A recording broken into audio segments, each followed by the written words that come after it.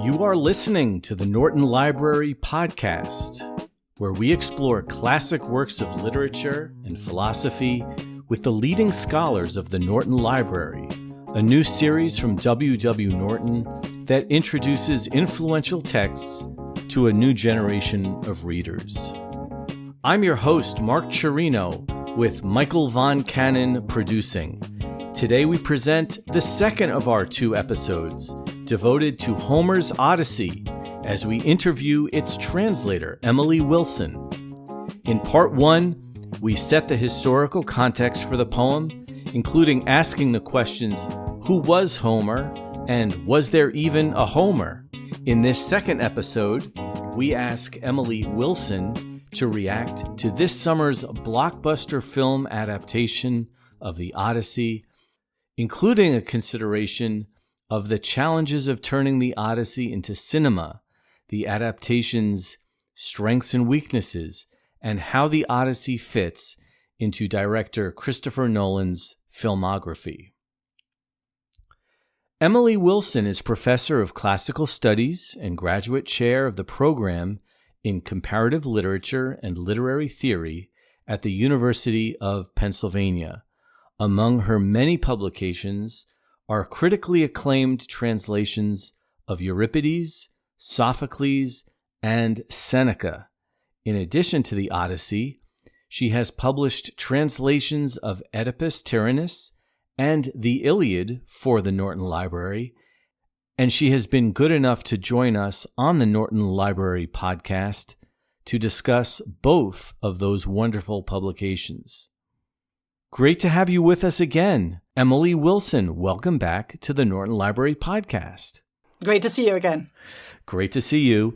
And I thought, Emily, we would focus on this episode more about the adaptation of the Odyssey, which is, of course, getting so much attention, what you thought about it and what you were looking for, and what the consequences of the various decisions that the filmmakers made had on the way that we consider the poem. Sound okay? That's great. Yes. Okay. Well, why don't we start even before your reaction to the movie, which is when you hear that we're about to adapt the Odyssey, are you frightened? Are you excited? What is there something automatic that you're feeling about this, or are you open to adaptations of the Odyssey? I'm very open to it. I think it's exciting, and of course it gives a lot of fodder for the classroom. It gives you a lot to discuss with students, which I think is great. I also think there's so much that can be done with this, original IP, which has been reinvented and adapted so many different times over the many centuries that the Odyssey has existed. I mean, starting with Sappho responding to Homer, or the Athenian tragedians responding to Homer and reinventing these same stories for different dramatic performative contexts, or ancient artists doing depictions of the Trojan horse. There are many, many different adaptations, both of the Odyssey and the myths surrounding the Odyssey. This is not the last one, it's not the first one, and It's an interesting one. There's a lot to talk about. So you're not feeling threatened from the start. You're feeling you're open. I'm curious, and I mean, obviously, with a big budget one that all of my students will have seen, I really want it to be at least good enough that it has a lot to talk about. It doesn't have to be, a piece of art that I love, but I really hope that it will generate discussion and make interesting choices. You've seen previous adaptations of the Odyssey? Yes, I have seen various previous adaptations. I mean, one that maybe I think is worth shouting out, because I don't think it got obviously it was a low budget thing, didn't get nearly as much press as the Hollywood Christopher Nolan one, was the Return, which is a very, very different kind of film adaptation from the Nolan one, and in many ways a much more radical adaptation. It leaves out most of the poem and just features this very stark depiction of an usually naked Ralph Fiennes, very scarred and sinewy, and we have this sort of question of why has he even come back at all? And there are both no gods and also no Scylla, no Charybdis, no Circe, no episodes, no nothing. It's just Odysseus is back. What's going to happen? I actually thought in some ways that was as a film, more successful, because it's very hard to pack almost all the episodes of the Odyssey into 3 hours. So in some ways, I think making some, hard choices about what you leave out, that can be better as a way of making a more coherent work of art. But I also think, the Nolan film is a really interesting film. Is it surreal or completely normal to think of the Odyssey as a 21st century summer blockbuster? I mean, it hasn't been that before, right? I mean, of course, it's been miniseries. I don't think it's surreal though, because we've been here before with Wolf Petersen's Troy, right, which came out maybe 20 years ago, and that was also summer blockbuster, and everyone went to see it. And who doesn't want to talk about Brad Pitt in a skirt? I would love it. Okay, so you went to see the movie, and what'd you think?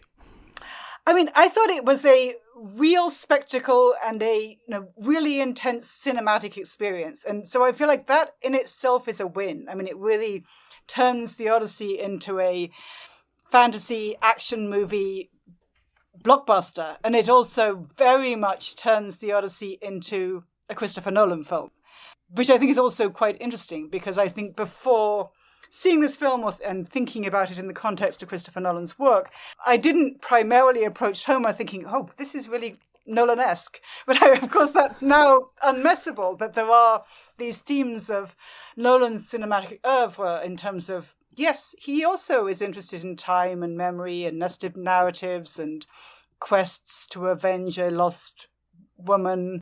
Like, there are all of these themes that come back.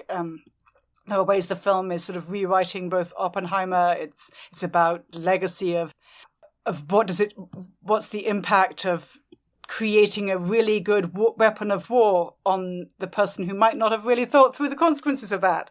And then it's also Dunkirk, and it's full of scenes of drowning, and it's a survival, which is a kind of victory. And we love to have scenes of being at sea on boats and trapped inside the rising waters. So I thought it was really interesting how much it packs in, not just of the Odyssey itself, but also of everything Nolan has ever cared about, and also packs in not just the Odyssey, but Book 2 of the Iliad as well, with the Trojan horse and Sinon, who is called Sinon in this film, which is a whole other interesting thing which we could talk about. Your essay about the film for the London Review of Books is titled An Uncomplicated Man, which is, of course, a play, as we discussed in the previous episode, on the first line of your translation, referring to Odysseus as a complicated man. Did you feel that the film reduced Odysseus as a character? In a sense. I mean, I actually think in some ways, I don't think an adaptation has to be graded on, is it like the original? I think in some ways, the most exciting adaptations are those that are very, very different from the original. I mean, I think James Joyce's Ulysses is a great novel, and it's very much pushing back against the original, riffing on the original, the setting and everything about it is completely different. It takes this structure and messes with it.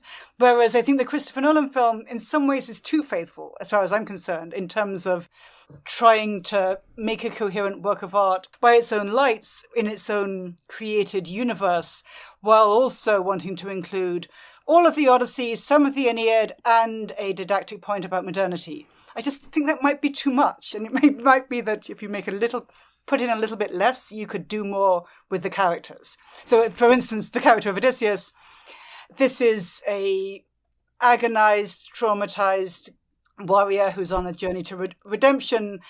We don't really get to see all of these layers of, he's a trickster, he's smart, he's cunning, he's always making up new stories about himself. He's always in a new disguise with a new backstory, and he's someone else to each person he encounters. The Matt Damon Odysseus is just one character, and it isn't very complicated. He's agonized, he's troubled, and we hope he'll get over his sense of trouble. And that doesn't seem to me nearly as layered as, for instance, the Ralph Fiennes depiction of Odysseus. What episode would you have either included in the character of Odysseus or maybe adjusted that would allow that kind of trickster spirit to come to the screen? Mm-hmm. I mean, that was actually something I was disappointed by, because I don't think I should be sort of saying an artist should do something different from what his vision invites. One of my favorite Nolan movies is The Prestige. It's about a rival pair of magicians and this question of how do tricks create their own kinds of reality. I would have liked him to bring some of that energy to the depiction of Odysseus. One of the scenes that I felt he could easily have just done a little bit more with that was the encounter between Odysseus and Polyphemus, the Cyclops, where in the poem we get all of this fascinating dialogue between Odysseus and Polyphemus. Odysseus says, when Polyphemus the Cyclops, the giant son of Poseidon, says, "What's your name?" Odysseus says, "My name is No Man." And then, of course, later, once Odysseus and his men are gouging out the eye of Polyphemus with an olive wood stake, the wood of Athena, the Cyclops starts screaming to his neighbors, saying, "No man is hurting me!" And the other Cyclops people are saying, "No man's hurting you, you're totally fine. Stop waking us up in the middle of the night." And so that kind of joke, I mean, obviously it's a cruel joke, but it's a joke and it's a trick. Whereas in the film, we get to see the aftermath of Odysseus tricking. We get to see, here's this Trojan horse already there. Odysseus has already lied, within the film, lied by omission by not telling Eliot Page's Sinon that there's this plot and just leaving him to think he's been abandoned. So that the lying and the deceit and the trickster stuff is sort of all in the background, never in the foreground of the movie. And I thought that was actually a little bit unsatisfying narratively in terms of the layers of the character. So doesn't it seem that by doing that, the quality of Odysseus that is accentuated is sort of his resilience, his stamina, his patience, steadfast, loyalty? It's the steadfastness and loyalty, which is certainly a quality of the original hero. He's repeatedly described. I mean, we talked last time about Polytropos and his other epithets. One of his epithets in the original is polyklas, much enduring or resilient. And I think this is a cinematic depiction that really leans into the much enduring, resilient, veteran qualities of Odysseus. And then wrestles with what does it mean for Odysseus to be much enduring, and what is he loyal to? What is he sticking with? And I think the film is wrestling with those questions, or asking us to wrestle with that. In the first episode, we talked about how subtle the triangulation of the Penelope, Telemachus, Odysseus relationship is constructed and how important that is to understanding the poem. How do you feel the film fared in that category? I mean, I felt that, I think you already maybe said this, I thought Tom Holland is a really great choice of casting for a young man who can't quite grow up yet. I think he's really, he has that baby face. He's on the cusp, yeah. He's on the cusp, yes. I thought that was a smart move to have cast Holland as Telemachus. And I love Anne Hathaway. I find her so watchable. I think she's an amazing actor and can sort of transform herself in different roles. I felt that, it's a very common trope about Nolan films that people say he can't write women characters or female characters.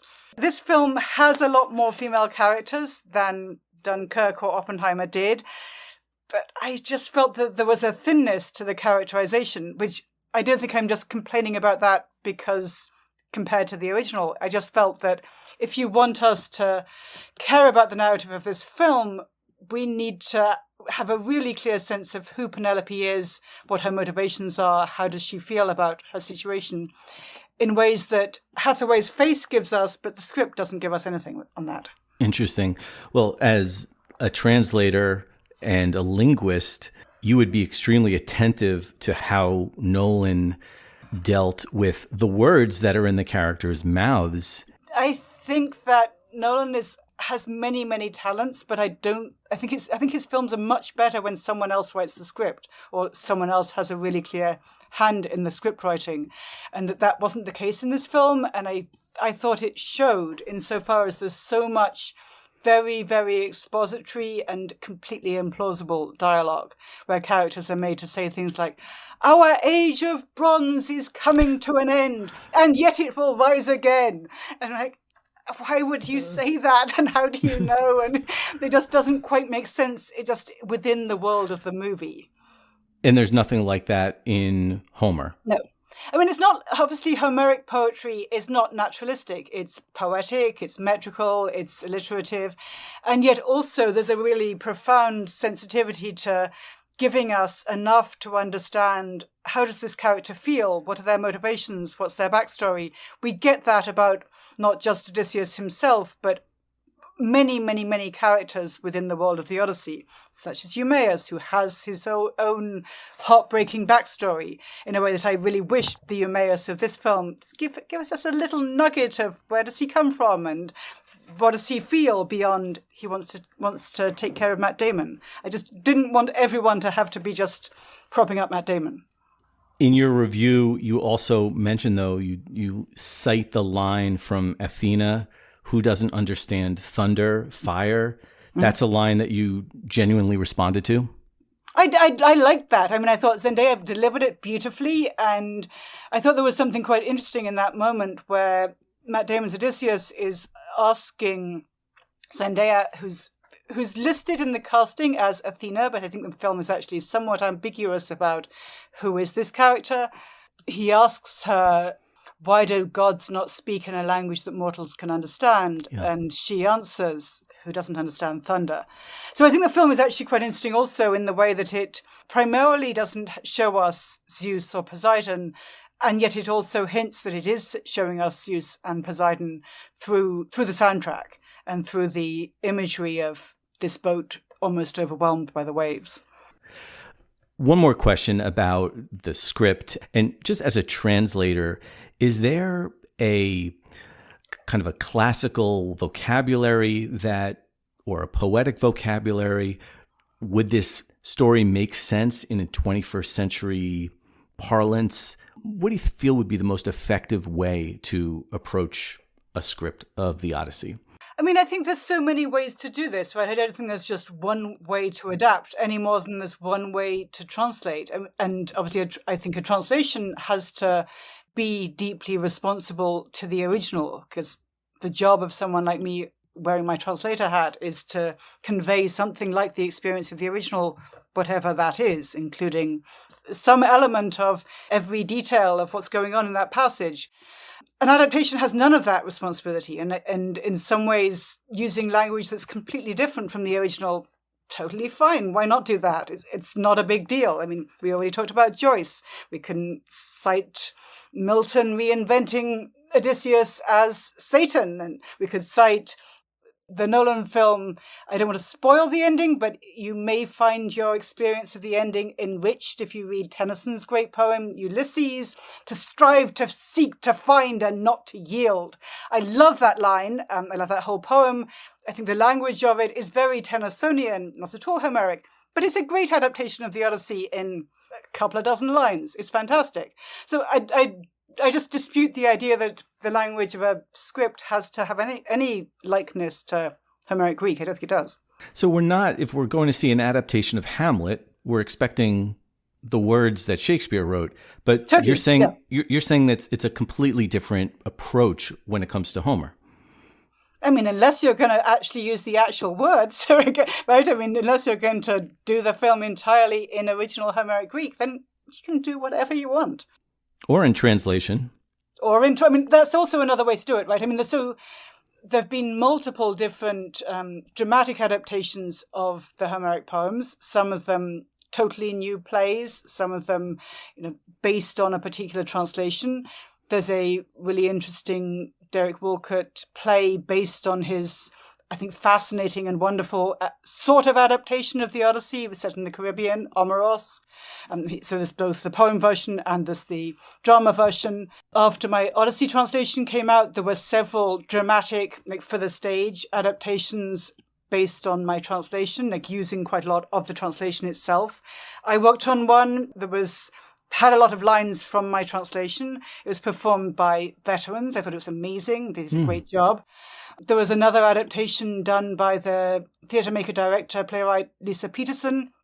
And hers it has sections from my translation, and it also has bits of dialogue that Peterson wrote herself. It's set in a migrant camp, and it's for women characters in the contemporary world, sort of reflecting on their own experiences as displaced people. I thought that was a really effective adaptation just linguistically, because she really plays with the difference linguistically between the much chattier dialogue of when the women are talking about, this is how much I miss my father, this is how I feel, the food here is horrible, versus the bits where they're reading out loud bits of the Odyssey and trying to compare and contrast.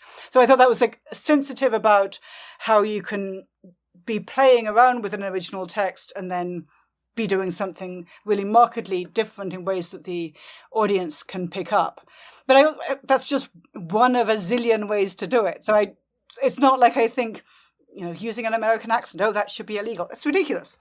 You also say in this essay, there are no sex scenes and all the food looks horrible. And I'm assuming you're not just talking about the Circe episode, you're talking about the banquets and everything in general. So is that saying that this blockbuster kind of sterilizes what was possible with this story? I did find the Circe, that Samantha Morton was an amazing Circe. It's appalling. It was appalling. It was very memorable. It was terrifying. I've been talking to people who say, I haven't been able to eat soup again. It's really it's so awful. I thought she was great. She kind of belonged in a different movie. I thought the directing was just a bit weirdly episodic in this film. I mean, obviously I wrote that as a laugh line, and I hope it was fun. The point I was trying to make, perhaps not very clearly, by saying there's no sex, there's no nice food, is that I wish this film gave us clearer desires. And because, of course, narrative is propelled by desire, right? We have to have a clear sense of what do people and deities want, and we're pushing forward in time through desire.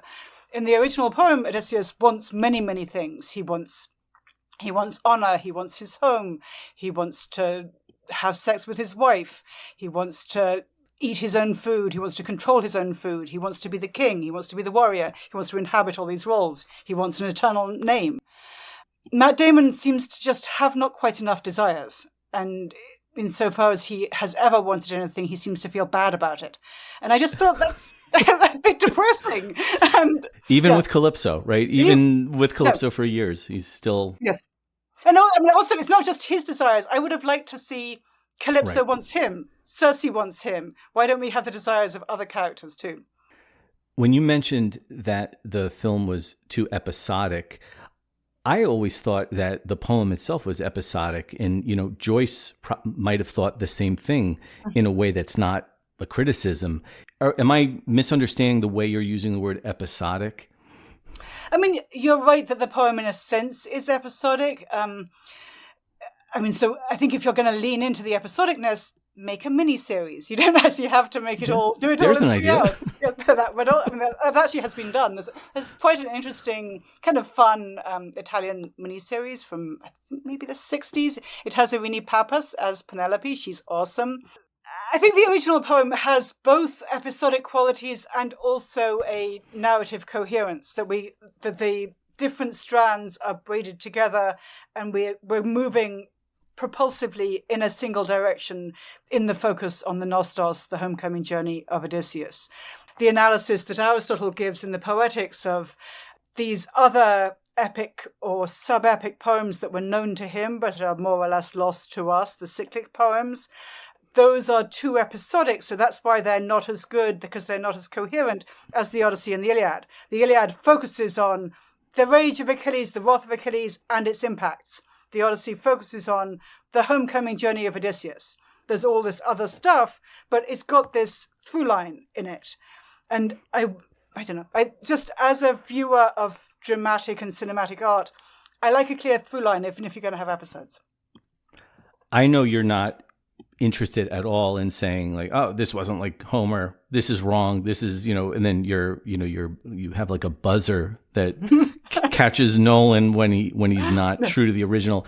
But it seemed like the Nausicaa episode is I'm using the word episode again, seemed like that's quite an important special moment in the poem, and it's altogether missing from the film. So can you remind us what the importance is in the poem and how you felt about its absence from the adaptation?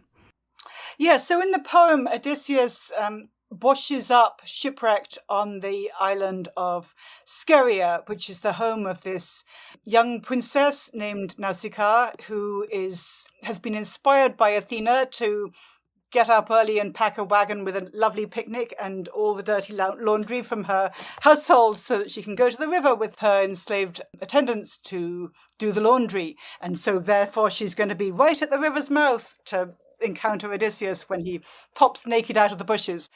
I love that episode. And then it's on the island of Scheria that Odysseus tells the first-person narrative of the most implausible and magical parts of his wanderings.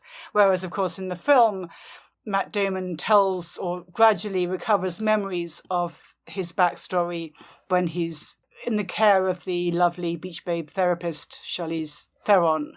So it gives you this very different inset narrative of what is the context for Odysseus as storyteller. So I don't think we should necessarily need to say one is the right way to do this, but It's a totally different characterization where Odysseus is on Scheria as a master of storytelling, master of rhetoric, also shows, yes, he can also be a jock, and he can be the man in the athletic games on Scheria, and he can flirt with Nausicaa and win her over, and that's why she's going to take him to her mom and dad's, and he's going to get a whole new set of clothes. Win, win, win. So that we have this sense of these different roles that Odysseus can play in different places. And it also contributes to the poem's complexities about to what extent is Ithaca the center of the universe, or is it in some ways a periphery? And there are other places that are just as central, just as important, just as civilized, but they have different norms and different ways of doing things. Scheria is in some ways an idealized place. In some ways it's much better than Ithaca, but it's not his home. So I think that sort of gives you a sense of a much more diverse world than we necessarily get as well as a more diversity within the character of Odysseus than we get in this world of the film, where our civilization is coming to an end and there doesn't seem to be any other civilization, right? And there's this sort of one-note idea of it's just the Mycenaeans or bust. When I went to see the film, when Cyclops came on the screen, or the Laestrygonians, there was a audible gasp. People were awestruck. And I don't know if in your theater or your teenage children had the same reaction. And it just seemed like for years, it's like, oh, and then he encounters the Cyclops. And then I picture someone kind of like Pac-Man or something like that. And here, when you actually saw it, there's something so unbelievably outsized about it that I was happy to see it visualized finally after all these years. How did you feel about that? Yeah, I thought I was excited about the visualization. I thought I wish that the visuals were just, I don't know. I didn't love the Laestrygonians. Just they thought the clanky, weird tin pot armor just kind of threw me off. I feel like, oh, now we're in a sci-fi film. Like, that's how it felt. Yes, that's how it felt. Yes. Maybe in some ways Nolan is sort of playing with, we're moving episodically from one genre to another. We're moving from, the horror movie of Circe, and then we're going to be in the sci-fi fantasy of the Laestrygonians and so on. I think he's playing around with that. It just didn't fully work for me as a viewer, but I think it's not that he's not very artful and doing interesting things, and certainly the jump scares and the terror, and these very memorable images. I think that's something in itself. Even if you don't fully think the film hangs together, kind of in the not fully coherent, but it's really interesting and doing a lot of really interesting things visually and in terms of its narrative. And Emily, maybe the final question I would ask you to consider about the film, as somebody who's devoted her life to this work, how do you react to a film like this and what it might do in terms of just increasing the readership and the awareness and sending people back to the original text? That has got to be that is awesome. I love that. Yes. Yeah, I think it's really great. I think it's great both that this film is arousing so much conversation. I think that is great in itself, even if people don't read the book. But I also think it's great if the film is helping to encourage new audiences, new generations of readers to think, actually, maybe ancient literature is kind of interesting. Maybe I could read that, and maybe it could be for me. Maybe I didn't realize that this could be fun or accessible or interesting to me, but maybe it actually is. I think that's really great. I mean, I hope some of them will sign up for Ancient Greek 101. That'd be great too. Yes. Emily Wilson, always a pleasure. Emily, thank you so much for coming on the Norton Library podcast. Thank you so much.